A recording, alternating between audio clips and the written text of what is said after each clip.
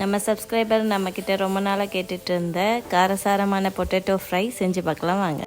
இப்போ நம்ம 1/2 கிலோ உருளைக்கிழங்கு வேக வச்சு தோல் உரிச்சு எடுத்து வச்சிருக்கோம். இதை குட்டி குட்டி கியூப்ஸாக கட் பண்ணி எடுத்துக்கலாம். உருளைக்கிழங்கை நம்ம ஃபஸ்ட்டு கட் பண்ணிக்கிறோம். 2ஆக கட் பண்ணிட்டேன். அதுக்கப்புறம் அதையும் 2ஆக கட் பண்ணி குட்டி குட்டியாக வெட்டிக்கலாம்.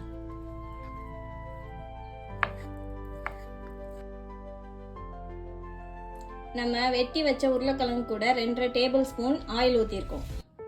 இப்போ ஆயில் கூட நம்ம சிக்கன் 65 பவுடர் 1 டீஸ்பூன் எடுத்துருக்கோம். அதை உள்ள சேர்த்துக்கலாம். 1/2 டீஸ்பூன் சால்ட் சேர்த்துக்கலாம். வீட்டு மிளகாய் தூள் 1/2 டேபிள் ஸ்பூன் எடுத்துருக்கோம். ஃப்ளேவருக்காக 4-5 சோம்பு தூவிக்கலாம்.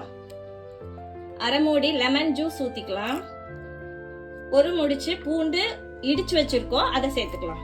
இது எல்லாத்தையும் சேர்த்து நல்லா பிசைஞ்சு விட்டுக்கலாம்.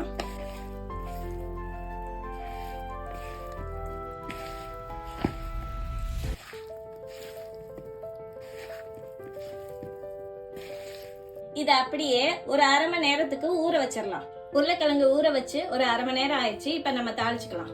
அடுப்பை பத்த வச்சு கடாயை நல்லா ஹீட் பண்ணியாச்சு. இப்ப நம்ம சிம் பண்ணிக்கிட்டு எண்ணெய் ஊத்திக்கலாம்.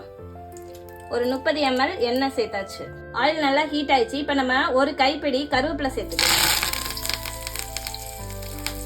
இப்ப நம்ம ஊற வச்ச உருளைக்கிழங்க கொஞ்சம் கொஞ்சமா சேர்த்துக்கலாம்.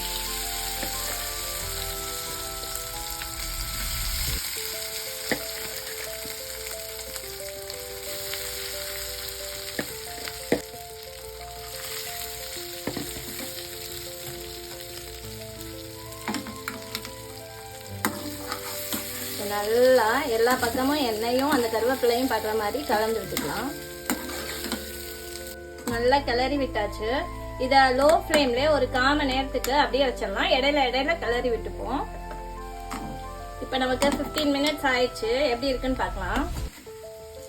நம்ம ஊற்றின எண்ணெய் அப்புறம் அந்த உருளைக்கிழங்குல ஊற்றின எண்ணெய் எல்லாம் வெளில வருது பாருங்க. அந்த சவுண்ட்லேயே நமக்கு நல்லாவே தெரியும்.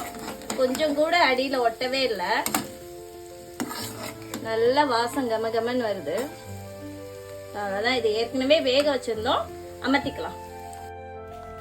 இது ரொம்பவே சிம்பிள் அண்ட் ஈஸியான ரெசிபி. தயிர், ரசம், சாம்பார், வெரைட்டி ரைஸ் எல்லாத்துக்கூடையுமே ரொம்பவே நல்லா ஆப்ட் ஆகும். நீங்களும் செஞ்சு பாருங்கள்.